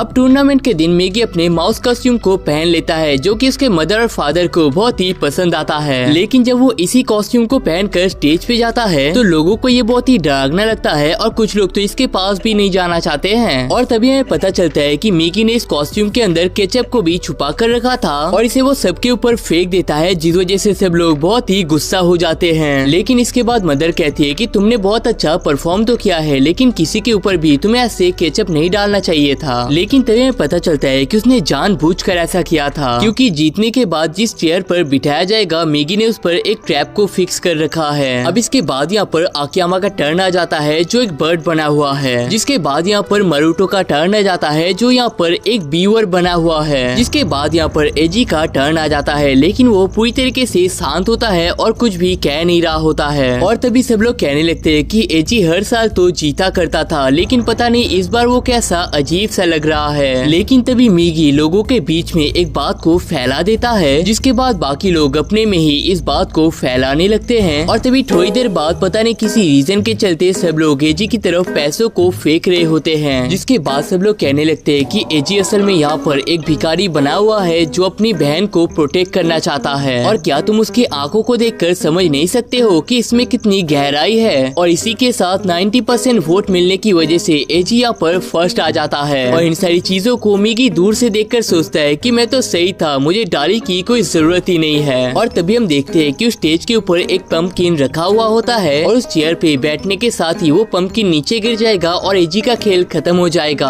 अब इसके बाद एजी को अपने चेयर पे जाने के लिए कहा जाता है, लेकिन एजी इसके लिए रिजेक्ट कर देता है और कहता है कि मुझे उस चेयर पे बैठने का कोई हक नहीं है। लेकिन सब लोगों को ये लगता है कि एजी अपने भेस में पूरी तरीके से घुस चुका है, जिसका इज्जत करते हुए आकियामा के टीम को यहाँ पर विनर घोषित कर दिया जाता है। लेकिन तभी हमें पता चलता है कि आकियामा का पार्टनर असल में डाली होता है। अब इसके बाद डाली अपने चेयर पर बैठने के लिए जा रहा होता है, लेकिन उसके खतरे की वजह से मिगी उसे रोकने के लिए जा रहा होता है। लेकिन इतने में डाली अपने सीट पर बैठ जाता है और वो पंपकिन भी गिर जाता है। और तभी यहाँ पर कुछ टूटने का आवाज आता है और सब लोग डाली की तरफ भाग कर जाने लगते हैं। और इसी टाइम पर दुख के मारे मिगी अपने सारे पलों को याद करने लगता है जो उसने डाली के साथ बिताया था। लेकिन तभी हम देखते हैं कि मिगी तो यहाँ पर सेफ होता है, बल्कि उसे बचाने के चक्कर में एजी यहाँ पर घायल हो चुका है। अब इसके कुछ दिनों बाद आकियामा मिगी से कहता है कि एजी को हॉस्पिटल से डिस्चार्ज कर दिया गया है। लेकिन डाली सोच रहा होता है कि एजी तो मेरा उतना अच्छा दोस्त भी नहीं है, तो मेरी जान को बचाने के लिए उसने अपनी जान को खतरे में क्यों डाला। और इसी चीज का पता लगाने के लिए वो सैली के भेस में एजी से मिलने के लिए पहुंच जाता है। अब इसके बाद सैली एजी से पूछती है कि तुम मिगी को बचाने के लिए क्यों गए थे, जिस पर एजी कहती है कि मैं किसी को भी बचा नहीं रहा था, मैं तो बस अपने पापों को धो रहा था। लेकिन तभी एजी नोटिस कर लेता है कि उसकी मदर उनके बातों को सुन रही होती है, जिस वजह से एजी अपने मदर को खाना लाने के लिए बोलकर उसी सीक्रेट रूम में पहुंच जाती है। और यहाँ पर बताता है कि बचपन में उसने गलती से एक औरत को धक्का दे दिया था, जिस वजह से वो औरत गुजर चुकी है। लेकिन उसकी मदर ने उसे ऐसा बताया था कि वो असल में कोई घोस्ट थी और इसमें किसी का भी जान नहीं गया है। लेकिन उसके बहन के रूम में एक टॉय हाउस मौजूद है, जिसमें उन लोगों के टॉयज को रखा गया है जो पहले इस विलेज में रहा करते थे। और वहीं पर उसे एक टॉय मिल गया था, जिसे देखते ही वो समझ गया था कि ये वही औरत है जिसे उस दिन उसने धक्का दे दिया था। और तभी वो कहता है कि असल में उसकी मदर उसे प्रोटेक्ट करना चाहती है, लेकिन उन्हें ऐसा लगता है कि वो औरत अभी भी जिंदा है या तो उसका कोई जानने वाला अभी भी जिंदा है जो कि एजी को मार के उनका बदला लेना चाहता है। और इसी चीज को रोकने के लिए वो इस पूरे गाँव के ऊपर नजर रख रही है। और उन्हें फाइनली ये लगता है कि ये काम असल में मिगी का है, और इसीलिए वो इस न्यूज को मिगी तक भेजने के लिए कहता है। और कहता है कि पहली बार में ही वो समझ गया था कि सैली मिगी को दिल से पसंद करती है। लेकिन तभी एजी की मदर यहाँ पर पहुँच जाती है और कहती है कि तुम्हें इस सीक्रेट को जानना नहीं चाहिए था, क्योंकि इस सीक्रेट को जानने के बाद कोई जिंदा नहीं रहता है। लेकिन तभी सैली यहाँ से भागने लगती है और एजी अपने मदर को पकड़ लेता है। लेकिन तभी हम देखते हैं कि सैली के जो हेयर्स होते हैं उसे एजी की मदर पकड़ लेती है। लेकिन सैली अपने इन हेयर्स को खोलकर एजी के बहन के रूम में पहुंच जाता है और उसे यहाँ पर चुपचाप रहने के लिए कहता है। लेकिन तभी एजी की बहन कहती है कि तुम्हें चिंता करने की कोई जरूरत नहीं है, क्योंकि बाहर जो औरत है वो मेरी मदर नहीं है, बल्कि इस डॉल हाउस में जो लोग मौजूद है ये उसका असली फैमिली है। अब इतने में एजी के मदर को ये तो समझ में आ चुका है कि ये लड़की और कोई नहीं बल्कि मिगी है। अब वो अपने बेटी के रूम में चेक करने के लिए तो आती है, लेकिन किरण कहती है कि यहाँ पर कोई भी नहीं आया है। जिसके बाद उसकी मदर सीधा मिगी के घर की तरफ जाने लगती है और वहाँ पर मिगी डाली के मदर फादर के साथ अपने बेटों के भविष्य के बारे में बात कर रहे होते हैं। लेकिन तभी उन दोनों का दिमाग यहाँ पर घूमने लगता है और जब तक डाली यहाँ पर पहुँचता है इतने में उनके मदर फादर तो बेहोश हो चुके हैं। जिसके बाद वो धीरे धीरे अपने रूम की तरफ जाने लगता है और देखता है कि उसका भाई यानी कि मिगी यहाँ पर कैद होता है। लेकिन तभी एजी की मदर डाली को भी पकड़ लेती है और कहती है कि मैंने तो सोचा ही नहीं था कि तुम असल में दो लोग हो और तुम दोनों को देखकर तो ऐसा ही लगता है कि तुम दोनों शायद मैट्री के बेटे होगे। तो बताओ तुम्हारी मदर कहाँ पर है बदला लेने के लिए। जिस पर डाली कहता है कि जब तुम्हारे बेटे ने उन्हें धक्का दे दिया था उसी टाइम पर गिरने की वजह से उनकी मौत हो गई थी। जिस पर एजी की मॉम कहती है कि ये तो बहुत ही बढ़िया बात है क्योंकि अब तुम्हें अपने मदर के साथ मिलने का मौका मिलेगा। लेकिन मैं तुम दोनों में से सिर्फ एक को ही मारूंगी जिससे किसी को कुछ पता भी नहीं चलेगा और अगर तुम किसी को बोलने भी जाते हो तो लोगों को ऐसा लगेगा कि तुम पागल हो चुके हो। लेकिन तभी डाली कहता है कि अगर तुम किसी को मारना ही चाहते हो तो तुम्हें मुझे मारना चाहिए क्योंकि अगर मैं जिंदा रह गया तो मैं तुमसे बदला लेकर ही रहूंगा। लेकिन मिगी ऐसा कुछ भी नहीं करेगा क्योंकि उसे अपने बदले से कोई फर्क ही नहीं पड़ता है। और यहाँ पर वो असल में उस टाइम की बात कर रहा है जब मिगी ने कहा था कि उसे अपना बदला नहीं लेना है। अब इसके बाद एजी की मदर डाली को मारने लगती है लेकिन मिगी ये चीज नहीं चाहता है और वो उसे छोड़ने का रिक्वेस्ट किए जा रहा होता है। लेकिन डाली यहाँ पर पूरी तरीके से हार मान चुका है और अपने मदर को याद कर रहा होता है। लेकिन तभी हम देखते हैं कि उनकी मेड मिस मित्सुयामा यहाँ पर पहुँच चुकी है और उसके फैलाए हुए डस्ट से एजी के मॉम को यहाँ पर परेशानी होने लगती है और तभी वो कहती है कि एजी के मदर ने असल में उसे जिंदा दफना दिया था लेकिन उनकी बेटी किरण ने उन्हें बचा लिया था। जिसके बाद उन्होंने किरण के मदर से भी मुलाकात किया है और ये भी बता देती है कि एजी की मदर असल में बच्चे पैदा नहीं कर सकती है और एजी असल में। लेकिन इतना सुनने के साथ ही एजी की मदर मित्सुयामा के ऊपर पूरी तरीके से अटैक करने लगती है। लेकिन तभी मित्सुयामा उसके अटैक को रोक देती है और उन्हें पकड़कर सीढ़ियों की मदद से गिरने लगती है। अब यहाँ पर गिरने की वजह से एजी की मदर का दिमाग थोड़ा सा घूमने लगता है और मित्सुयामा इसी टाइम पर मिगी और डाली को छुड़ा लेती है और उन्हें इस गाँव को छोड़कर भागने के लिए कहती है क्योंकि एजी के मदर अपने सीक्रेट को छुपाने के लिए किसी भी हद तक जा सकती है। अब मिगी और डाली अपने साइकिल को लेकर इस गांव को छोड़कर भाग रहे होते हैं और कभी यहाँ पर ना आने का डिसाइड करते हैं। अब इसके बाद वो दोनों एक मंदिर में रेस्ट कर रहे होते हैं लेकिन फिर भी वो दोनों बहुत ही परेशान होते हैं और सोचते हैं कि कहीं उस औरत ने उनके मदर और फादर के साथ कुछ किया तो नहीं होगा ना। लेकिन थोड़े टाइम बाद यहाँ पर एक आदमी आता है और क्योंकि ये एक मंदिर है तो यहाँ पर कुछ लोग खाना देकर जाते हैं। अब ये खाना बहुत ही बढ़िया होता है और डाली कहता है कि यहाँ पर हमें खाने के बारे में टेंशन नहीं करना होगा और रहने का भी ये अच्छा जगह है तो अब से हम लोग यहीं पर रहने वाले हैं। जिसके बाद वो उनके साइकिल को भी एक टनल में फेंक देता है लेकिन तभी मिगी तेजी से आकर इस टनल में जंप लगा लेता है। लेकिन तभी डाली उसे तेजी से पंच मार देता है और कहता है कि तुम यहाँ पर कूद क्यों गए, अगर तुम्हें लग जाता तो। लेकिन तभी मिगी भी उसे मारने लगता है और कहता है कि मेरे लाइफ का सबसे पहला गिफ्ट है तो तुम इसे ऐसे फेंक नहीं सकते। और तभी डाली भी उसे मारने लगता है और कहता है कि मुझसे झगड़ा होने के बाद तुम आकियामा के पास क्यों चले गए थे, वो मुझसे ज्यादा इम्पोर्टेंट है क्या तुम्हारे लिए। और तभी मिगी भी उसे मारने लगता है और कहता है कि ये चीज तुम्हें सैली बनकर मुझे धोखा देने से पहले सोचना चाहिए था। लेकिन तभी डाली कहता है कि ठीक है चलो कुछ भी हो जाए लेकिन अब हम लोग घर नहीं जाने वाले हैं। लेकिन मार खाते रहने के बावजूद मिगी कहता है कि मुझे आकियामा के साथ पंछियों को देखने जाना है, फादर के साथ बाथ में नहाना है और मदर के साथ चेरी पाई बनाना है। जिस पर डाली कहता है कि ठीक है अब हम लोग घर चलेंगे लेकिन आते टाइम मैंने पैडल किया था तो जाते टाइम तुम्हें करना होगा। जिसके बाद फाइनली वो दोनों अपने घर की तरफ जा रहे होते हैं लेकिन उनके घर के बाहर पुलिस खड़ी हुई होती है और तभी पता चलता है कि एजी के मदर ने मिस मित्सुयामा को छुरी से मार दिया है और इस चीज का इल्जाम इस टाइम पर मिगी के ऊपर आ चुका है। अब इस चीज को मिगी और डाली भी सुन लेते हैं और सोचते हैं कि पहले उन्हें अपने इनोसेंस को प्रूफ करना पड़ेगा जिसके बाद ही वो दोनों अपने घर में जा सकते हैं। जिसके बाद मिगी आकियामा के घर में पहुंच जाता है और तभी आकियामा उसे हक कर लेता है और कहता है कि तुम अचानक से गायब हो गए थे तो पता है मुझे कितना टेंशन हो गया था। जिसके बाद मिगी एजी के मदर के सीक्रेट को बता देता है और आकियामा को ये चीज बहुत ही स्ट्रेंज तो लगता है लेकिन वो मिगी के बातों पर यकीन कर लेता है। और तभी हम देखते हैं कि यहाँ पर मरुतो भी पहुंच जाता है लेकिन तभी वो मिगी को देखने के साथ यहाँ से भागने लगता है लेकिन मिगी उसे पकड़ लेता है। जिसके बाद मिगी उसे सारी सच्चाई बता देता है और मरुतो को अपना लीडर बना लेता है क्योंकि मरुतो के पास एक एडवांस वॉइस टेक्नोलॉजी है जिसे वो लोग अपने मिशन में यूज कर सकते हैं। और तभी मिगी बताता है कि एजी की बहन हमारे हमारी टीम में आना चाहती है तो उससे कम्युनिकेशन हम कैसे कर सकते हैं। जिस पर मारुतो कहता है कि बस इतनी सी बात, ये तो मेरे बाएं पैर के नाखून का खेल है। जिसके बाद वो एक ड्रोन की मदद से उस लड़की के रूम में एक चिट्ठी भेजने की कोशिश तो करता है, लेकिन इसे कंट्रोल करने के दौरान एक डॉग से डर के मारे वो अपने रिमोट को ही तोड़ बैठता है। लेकिन वो हार न मानकर लैंप पोस्ट के ऊपर चढ़ जाता है और अपने टोपी से लाइट को ऑन ऑफ कर रहा होता है। अब पहले तो मिगी और आकियामा को इसके बारे में समझ नहीं आ रहा होता है, लेकिन तभी उस लड़की के रूम से भी लाइट ऑन ऑफ होने लगता है, जिससे कि हमें पता चलता है कि ये दोनों मोर्स कोड की मदद से आपस में बात कर रहे हैं। जिस पर मारुतो कहता है कि वो लड़की कह रही है कि उसका दरवाजा लॉक किया गया है, लेकिन इसके बावजूद वो मदद करने के लिए तैयार है। जिसके बाद वो तीनों मारुतो के सीक्रेट बेस की तरफ जाने लगते हैं और तभी पता चलता है कि डाली इस पूरे टाइम पर आकियामा के कबर्ड में छुपा हुआ होता है। अब इसके बाद वो तीनों मारुतो के सीक्रेट बेस में प्लान बना रहे होते हैं और इस प्लान में सबका अलग अलग रोल होने वाला है, लेकिन अगर एक और मेंबर हो जाता ना तो पूरा फिक्स हो जाता। लेकिन तभी मारुतो देखता है कि उसके दोनों साइड में ही मिगी बैठा हुआ है और आकियामा भी सोचता है कि वो दोनों साइड पे ही मिगी को कैसे देख पा रहा है। लेकिन अब मिगी और डाली उनके असली कहानी को बता देते हैं, जिसे सुनकर मारुतो के आंखों से तो आंसू ही आ जाते हैं और आकियामा भी कहता है कि तुम्हें अपने लाइफ में कितना कुछ झेलना पड़ा है। जिसके बाद वो चारों डिसाइड करते हैं कि अब वो मिगी और डाली का बदला लेकर ही रहेंगे। अब हम देखते हैं कि इचिजो फैमिली को पुलिस वाले प्रोटेक्ट कर रहे होते हैं, लेकिन तभी आकियामा वहाँ पर पहुंचकर उनका ध्यान अपनी तरफ खींच लेता है। दूसरी तरफ मारुतो एक रोप को किरेन के रूम में फेंक देता है और किरेन उसे रूम में अच्छे तरीके से बांध देती है। अब इसके बाद वो तीनों रोप पर झूलते हुए आगे बढ़ रहे होते हैं और मारुतो उन सब के आगे होता है। लेकिन तभी मारुतो का टोपी नीचे गिरने वाला होता है, लेकिन उसे पकड़ने के दौरान वो नीचे की तरफ देख लेता है और नीचे की तरफ देखने की वजह से वो थर-थर कांपने लगता है और कहता है कि ये मुझसे नहीं होगा, मैं इससे आगे नहीं बढ़ पाऊंगा।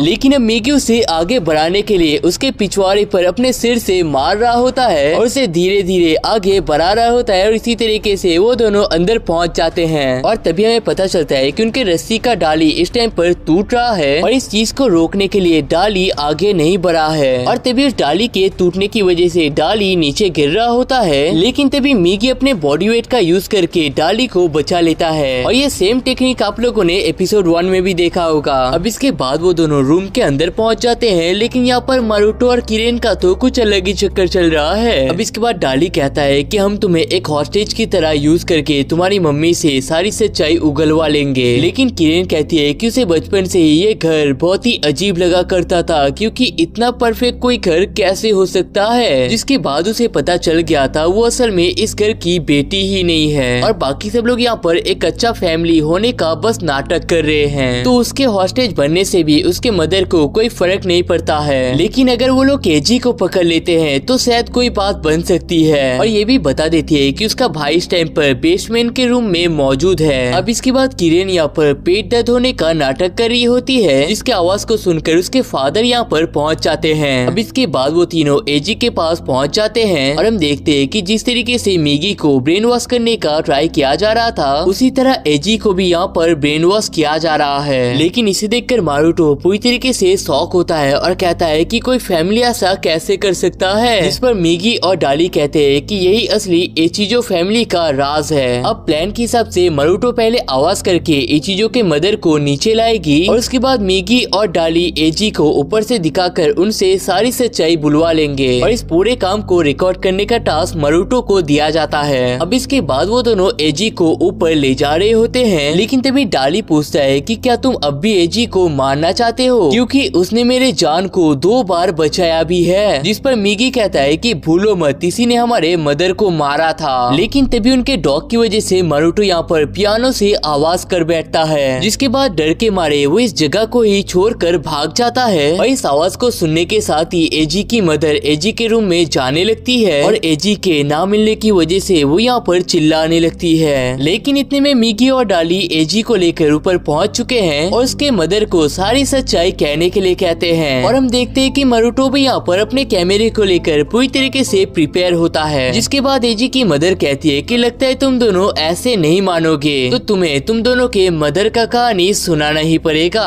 जिसके बाद एजी की मदर कहती है कि बहुत टाइम पहले एक परफेक्ट वुमेन रहा करती थी, जिसने एक डॉक्टर के साथ शादी करके अपना खुशहाल जीवन स्टार्ट किया था और यहाँ पर वो असल में खुद की ही बात कर रही है। जिसके बाद उन्होंने मैट्री नाम के एक मेड को हायर हायर किया था, लेकिन वो मेड हर काम में बहुत ही बेकार होती है, जिस वजह से रेको उसे हर एक आधुनिक काम को सिखाने लगती है और यहाँ तक कि उसे सुंदर तरीके से सजाने का भी काम करती है। और इन्हीं सारी चीजों की वजह से मैट्री रेको को अपनी बड़ी बहन मानने लगती है। लेकिन तभी एक दिन रेको को पता चलता है कि वो कभी भी माँ नहीं बन सकती है, जिस वजह से रेको मैट्री को अपने पति के साथ सोने के लिए कहती है और कहती है कि रात के अंधेरे की वजह से उसके पति को कुछ पता ही नहीं चलेगा। जिसके बाद मैट्री रेको के हस्बैंड के साथ वो काम करती है जो एक हस्बैंड और वाइफ करता है। और तभी एक दिन एजी के फादर मैट्री को पकड़ लेते हैं और कहते हैं कि मुझे पता है कि उस दिन मेरे साथ तुम सोने के लिए आई थी और तब से ही मेरे मन में तुम्हारे लिए फीलिंग आ चुकी है। लेकिन उन्हें पता नहीं होता है कि इन सारी बातों को रेको दूर से सुन रही होती है। और तभी प्रेजेंट टाइम में कहती है कि इसके बाद उसने मैट्री को एक जगह पर कैद कर दिया था और उसे कैद करने के साथ ही उसके खुद के पेट में भी बच्चा आ गया था और उसे ऐसा लगता है कि उसके ऊपर मैट्री ने किसी तरीके का कर्ज दे दिया था ताकि वो बच्चे ना पैदा कर सके। और थोड़े टाइम बाद मैट्री के अंदर से 2 गोल्डन हेयर के बच्चे निकले थे और उसने खुद भी एक ब्लैक कलर का बच्चा दे दिया था जिसका नाम एजी है। जिसके बाद रेको ऊपर आने लगती है और मिगी के हाथ को छुरी को पकड़कर फेंक देती है और मरुटो के हाथ में भी जो कैमरा होता है उसे भी फेंक देती है। लेकिन हिप्नोटाइज होने की वजह से एजी अपने पुराने टाइम की तरह अपने मदर को भी फेंक देता है। और तभी एजी कहता है कि हम तीनों असल में भाई है, क्योंकि उस दिन वो औरत मुझे अपने भाइयों के पास जाने के लिए कह रही थी। और तभी हमें पता चलता है कि मैट्री ने असल में 3 बच्चे को पैदा किया था और उन तीनों में से जो बच्चा रेको को सबसे पसंद आया था उसने उसे अपना बना लिया था। और तभी हमें पता चलता है कि अपने आप को माँ दिखाने के लिए रेको ने इस पूरे टाइम पर अपने पेट पर एक कपड़े को भी बांध कर रखा था। लेकिन इसके बाद भी मैट्री अपने दोनों बच्चों के साथ खुशहाल लाइफ को स्पेंड कर रही होती है। लेकिन एक दिन डाली गलती से उनके डोर को खोल देता है, जिसके बाद ही उसकी मदर उस घर को छोड़कर अपने आप को आजाद कर लेती है। और तभी प्रेजेंट टाइम पर एजी कहता है कि अब मुझे उस मदर के पास जाना है। लेकिन तभी मिगी डाली कहता है कि क्रिसमस की रात को किसी अनजान ने हमारे मदर को मार दिया था और वो अनजान और कोई नहीं बल्कि तुम हो एजी। अब इसे सुनने के बाद एजी का दिमाग काम करना बंद कर देता है, जिसके बाद वो अपने मदर के पास जाके उन्हें बैंडेज करने के लिए ले जाने लगता है। लेकिन दूसरी तरफ किरण के इतने अच्छे एक्टिंग करने के बावजूद उसके फादर को ऐसा लगता है कि यहाँ पर कुछ तो गड़बड़ चल रहा है। और तभी वो बाहर आकर मिगी और डाली से कहते हैं कि तुम दोनों इलीगल तरीके से मेरे घर में घुस आए हो, तो अब मुझे शायद पुलिस को कॉल कर देना चाहिए। लेकिन तभी उन्हें स्टोर रूम से चिल्लाने का आवाज आने लगता है और जब वो सब लोग इस चीज को देखने के लिए जाते हैं तो वो लोग देखते हैं कि रेको के शरीर से बहुत ही बुरी तरीके से खून निकल रहा है। अब एजी के फादर उसे पकड़कर रोने लगते हैं। मरुटो उल्टी करने लगता है और मिगी डाली सोचते हैं कि ये काम शायद एजी का होगा। लेकिन तभी एजी की मॉम अचानक से भाग के उन सभी को यहाँ पर कैद कर देती है। और तभी रेको कहती है कि मैंने एजी से अच्छे तरीके से बात कर लिया है और हम दोनों कहीं दूर जाकर हमारे नए लाइफ को स्टार्ट करने वाले हैं। लेकिन उसके लिए जिन्हें भी हमारे राज पता चल चुके हैं उन्हें मरना होगा और इसी वजह से तुम लोग हमेशा हमेशा के लिए यहीं पर कैद रहने वाले हो। अब इसके बाद रेको अपने बेटे के साथ नई जर्नी को स्टार्ट करने के बारे में सोचकर बहुत ही एक्साइटेड होती है। लेकिन तभी एजी उन्हें सामने से छुरी मार देता है और कहता है कि मुझे अब और किसी फैमिली की जरूरत नहीं है। जिसके बाद वो अपने सामानों पे आग लगा देता है और उस आग को पूरे घर में फैला देता है। अब दूसरी तरफ वो सब लोग यहाँ से बाहर जाने का कोशिश कर रहे होते हैं। लेकिन तभी एजी के फादर कहते हैं कि इतने टाइम तक हमारे फैमिली में कोई भी प्रॉब्लम चल ही नहीं रहा था, तो हमारे साथ ऐसा कैसे हो गया। जिस पर किरण कहती है कि यही तो आपकी सबसे बड़ी गलती है, आपके घर में बहुत बड़ा प्रॉब्लम चल रहा था लेकिन आपने उसको नजरअंदाज कर दिया। लेकिन तभी मरुटो के इतने मेहनत की वजह से यहाँ पर वो एक छेद को क्रिएट कर देता है। लेकिन तभी उस छेद में से स्मोक आने लगता है, जिससे कि उन्हें पता चलता है कि उन्हें यहाँ पर जिंदा जलाया जा रहा है। लेकिन इसे जानने के बाद वो सभी दरवाजे को तोड़ने लगते हैं और यहाँ तक कि एजी के फादर भी इस दरवाजे को तोड़ने की कोशिश करते हैं। लेकिन उनमें से कोई भी इस दरवाजे को तोड़ने में नाकामयाब ही रहता है। लेकिन तभी मिगी अपने सर से ही इस दरवाजे को तोड़ने लगता है और कहता है कि हम लोग घर वापस जरूर जाएंगे और घर जाकर चेरी पाई खाएंगे। और तभी हम देखते हैं कि उनके दरवाजे को तोड़ते हुए आकियामा यहाँ पर पहुँच जाता है। जिसके बाद वो सभी छत के खिड़की से भागने का प्लान करते हैं। लेकिन निकलते टाइम एजी के फादर किरण को गोद में लेने की वजह से थोड़े से घायल हो जाते हैं। लेकिन मिगी डाली इस चीज को बहुत ही आसानी से कंप्लीट कर लेते हैं। अब मरुटो यहाँ पर आने से डर रहा होता है। लेकिन तभी किरण कहती कहती है कि यहाँ पर आने से तुम्हें एक स्पेशल गिफ्ट मिलने वाला है। इस वजह से मरुतो यहाँ से जंप लगा लेता है और सबसे आखिर में आकियामा सबसे खूबसूरत तरीके से उनके डॉग को लेकर निकलता है। लेकिन तभी आकियामा कहता है कि एजी अभी भी उसी घर के अंदर है, क्योंकि जंप करते टाइम उसने दूसरे घर में आकियामा का झलक देखा था। और तभी हम देखते हैं कि एजी अपने मदर के पास सो जाता है और इस टाइम पर उसने उस म्यूजिक को प्ले कर रखा है जो बचपन में उसकी मदर उसे सुनाया करती थी। और मिगी और डाली भी बचपन में इसी गाने को सुना करते थे। लेकिन तभी डाली एजी के साथ बिताए सारे पलों को याद करने लगता है और कहता है कि एजी बिल्कुल मेरी तरह ही है अगर मैं मिगी के साथ नहीं रहता। और इतना कहकर वो एजी को बचाने के लिए चला जाता है। दूसरी तरफ एजी अपने मदर के साथ बिताए हुए पलों के बारे में याद कर रहा होता है और कहता है कि जब हम लोग स्टार्स को देखने के लिए गए थे उस टाइम पर आप बीच में ही सो गई थी और वो पहली बार था जब मैंने आपको परफेक्ट नहीं देखा था और उस चीज को देखकर मुझे बहुत ही मजा आया था। और कहता है कि कोई कुछ भी क्यों ना कह ले, मुझे पता है कि आप मेरे लिए एक परफेक्ट मदर हो और इसी वजह से मैं आपके लिए एक परफेक्ट सन बनना चाहता था। लेकिन तभी यहाँ पर डाली पहुँच जाता है और कहता है कि पता है मैं बहुत टाइम से तुमसे बदला लेना चाहता था। जिस पर एजी कहता है कि पास ही के टेबल पर एक छुरी रखा हुआ है तो उसे लेकर मुझे मार दो तो तुम्हारा विश पूरा हो जाएगा। लेकिन डाली कहता है कि अगर मैंने ये काम कर दिया तो मैं अपने मदर के सामने कभी खड़ा नहीं हो पाऊंगा। लेकिन तभी यहाँ पर मिगी भी पहुँच तो जाता है लेकिन उसके नितंब में आग लगा हुआ होता है जिसे वो बुझाने की कोशिश कर रहा होता है। अब इसके बाद मिगी एजी को खींच के यहाँ से ले जाने लगता है लेकिन तभी वो गलती से नीचे गिर जाता है और उसे देखने के चक्कर में मिगी भी यहाँ पर नीचे गिर जाता है और तभी उसके ऊपर कई सारे पत्थर गिरने लगते हैं लेकिन वो किसी तरीके से बच जाता है। लेकिन तभी उसके पास में एक झुमका भी गिर जाता है। अब मिगी यहाँ पर हार मानने ही वाला होता है लेकिन तभी उसके पास के स्मोक्स हटने लगते हैं और उसे ऐसा फील होता है कि मानो मिस मित्सुयामा उसकी यहाँ पर मदद कर रही है। जिसके बाद मिगी फाइनली डाली को ढूंढ लेता है और तभी वो देखते हैं कि मिस मित्सुयामा अपने वैक्यूम क्लीनर का यूज करके इस पूरे जगह को साफ कर देते हैं जिस वजह से वो लोग फाइनली एजी को यहाँ पर ढूंढ लेते हैं। अब इसके बाद गर्म होने के बावजूद डाली इस झुमके को उठाने की कोशिश करता है और मिगी भी इस काम में उसके साथ ज्वाइन कर लेता है। लेकिन उन दोनों के पावर्स को मिलाने के बावजूद वो दोनों इसे उठाने के काबिल नहीं होते हैं। और तभी एजी कहता है कि मुझे बचाने के बाद जिंदगी भर तुम दोनों मेरे ऊपर हंसने वाले हो ना। जिस पर वो दोनों कहते हैं कि इसमें कोई सवाल है क्या, आखिर भाई होते किस लिए हैं। लेकिन चिंता मत करो क्योंकि इसके साथ साथ हम तुम्हें अपने घर का स्पेशल चेरी पाई भी खिलाने वाले हैं जिससे तुम अपना गुस्सा पूरी तरीके से भूल जाओगे। जिसे सुनने के बाद वो तीनों फाइनली वहाँ से बाहर आने लगते हैं। लेकिन बाहर सभी को यही लग रहा होता है कि मिगी और डाली भी शायद उस आग में जल चुके हैं और इसी टाइम पर रेचल के बॉडी को भी बाहर निकाल दिया जाता है। लेकिन तभी एजी उन पुलिसों के पास चला जाता है और कहता है कि मिस मित्सुयामा को मारने का काम, अपनी मदर को मारने का काम और इस पूरे घर को आग लगाने का काम सब कुछ मेरा ही था। जिसके बाद उसे जेल के लिए ले जाया जाता है। लेकिन हम देखते हैं कि उस आग में रहने की वजह से डाली के एक साइड में स्कार आ चुका है। लेकिन इसके बाद मरुतो के किए हुए रिकॉर्डिंग की वजह से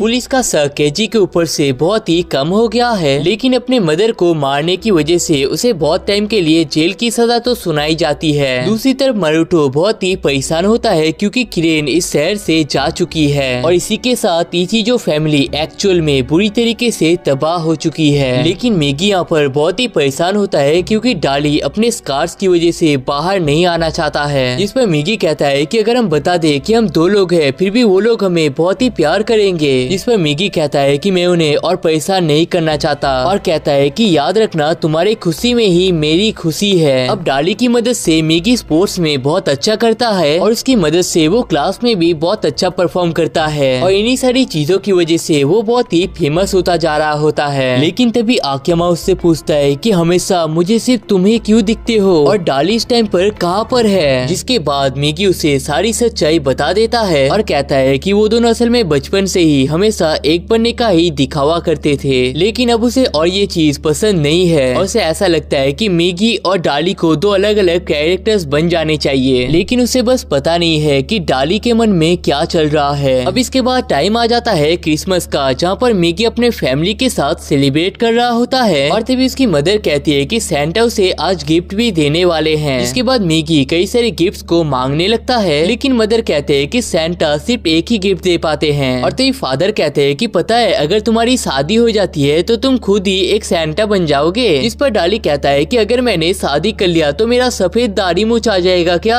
लेकिन मदर फादर उसके सवाल का कोई जवाब ही नहीं देते हैं। और तभी रात में मिकी डाली से कहता है कि सैंटा हमें सिर्फ एक ही गिफ्ट देने वाले हैं, तो इसलिए हम दोनों उस गिफ्ट को शेयर कर लेंगे। लेकिन अगले दिन डाली उठकर देखता है कि यहाँ पर दो गिफ्ट मौजूद है। और तभी मदर फादर यहाँ पर पहुंचकर उसे इस गिफ्ट को खोलने के लिए कहता है। अब यहाँ पर दो अलग अलग टाइप के गिफ्ट्स होते हैं। और तभी मदर कहते हैं कि ये साइंस का प्रोजेक्ट स्मार्ट बच्चे के लिए है और ये कुकिंग का सामान तुम्हारे लिए है मैगी। और तभी वो कहते हैं कि हमें ये जानने में थोड़ा सा टाइम तो लग गया, लेकिन अब हमें पता है कि असल में तुम दो लोग हो। जिसके बाद मिकी डाली से कहता है कि शायद हम एक दूसरे से थोड़े से तो अलग है ही, लेकिन इसमें कोई भी गलत बात नहीं है। लेकिन इसके बावजूद हम दोनों में एक चीज कॉमन रहेगा कि तुम्हारी खुशी में ही मेरी खुशी है और मेरी खुशी में ही तुम्हारी खुशी है। जिसके बाद फाइनली वो दोनों एक साथ अपने मदर और फादर के सामने पहुंच जाते हैं और एक साथ पार्टी को एंजॉय करने लगते हैं। और तभी मदर कहती है कि उन्होंने आज डाली का फेवरेट ऑमलेट भी बनाया है, क्योंकि उन्हें पता चल गया था कि एक टाइम पर उनमें से एक यहाँ पर मौजूद नहीं था। और तभी फादर कहते हैं कि उस टाइम पर डाली सिर्फ ऑमलेट्स को ही खाया करता था। और यहाँ पर असल में उस टाइम की बात हो रही है जब मिकी और डाली के बीच में झगड़ा चल रहा था। जिसके बाद हम देखते हैं कि मिकी और डाली बहुत ही खुशी खुशी अपने खाने को खा रहे होते हैं। और इतने खुशी के मौके की वजह से उन सभी के आंखों से आंसू आने लगते हैं। और एक छोटा सा फैक्ट कि एजी के घर का डॉग अब उनके साथ ही रहता है। और इसी के साथ ये कहानी यहाँ पर खत्म नहीं होता है। रुको, अभी तो फ्यूचर देखना बाकी है। फ्यूचर में मिकी डाली के फादर और अकियामा अच्छे दोस्त बन चुके हैं और मरुतो और डाली आपस में अच्छे दोस्त बन चुके हैं। दूसरी तरफ मिकी यहाँ पर पत्थरों से ड्राइंग कर रहा होता है और घर में उनकी मदर खाना बना रही होती है। लेकिन तभी वो मिकी और डाली से हेल्प मांगने लगती है। अब इसके बाद पहले एपिसोड की तरह मिकी और डाली यहाँ पर पाइप बनाने लगते हैं। और वो मारुतो और अकियामा से एक मैजिक शो देखने के लिए कहते हैं, जहाँ पर वो देखते हैं कि मिस मित्सुयामा मैदे के ऊपर अपने हाथों से लिख रही होती है। अब इसके बाद हमें पता चलता है कि वो सभी थोड़े से तो परेशान होते हैं, क्योंकि आज उनके घर कोई तो आने वाला है। और हमें पता चलता है कि असल में एचिजो फैमिली होता है। और तभी उनके सामने डाली अपने सैली कॉस्ट्यूम को पहन कर आता है, जिसे देखने के साथ ही एजी सारी सच्चाई को समझ जाता है। और तभी अकियामा कहता है कि डाली को तो सिर्फ यही कपड़े पहन के रहना चाहिए, लेकिन मरुतो कहता है कि असली खूबसूरती तो किरेन में ही है। इसके बाद मिकी कहता है कि सैली भी किसी से कम नहीं है। जिसके बाद वो पूरी फैमिली एंजॉयमेंट के साथ चेरी पाई को खाने लगते हैं। जिसके बाद अकियामा फाइनली अपने मदर के कब्रों को विजिट कर पाता है, लेकिन वो कहता है कि इन सब के बावजूद जिन्होंने उसे बड़ा किया था वो उसे ही अपनी असली माँ मानता है। जिसके बाद हमें पता चलता है कि मिकी अपने हाई लेवल के स्टडीज को कंप्लीट करना चाहता है, जिस वजह से उसे अपने गाँव से बहुत ही दूर जाना पड़ेगा। लेकिन मिकी यहीं पर रहकर एक आर्टिस्ट बनने वाला है, जिसका मतलब है कि मिकी और डाली को फाइनली एक दूसरे से अलग रहने का मौका मिल जाता है। लेकिन उन्होंने वादा किया है कि उनका दिल एक दूसरे से कनेक्टेड रहने वाले हैं। तो गाइस, इसी के साथ ये कहानी यहीं पर खत्म हो जाता है। और अगर आपको ये कहानी अच्छा लगा तो 3000 लाइक्स का एम है, जिसे कंप्लीट कर देना। और चैनल पे नए आ रहे हो तो सब्सक्राइब कर देना। कमेंट सेक्शन में कुछ भी लिख सकते हो ताकि इस वीडियो का रीच थोड़ा सा बढ़ जाए। और अगर आपको इस टाइम पर कोई खतरनाक सा एक्शन वाला एनिमे देखने का मन कर रहा है तो लेफ्ट वाली वीडियो पर क्लिक कर सकते हो। देखकर डेफिनेटली मजा तो आने ही वाला है।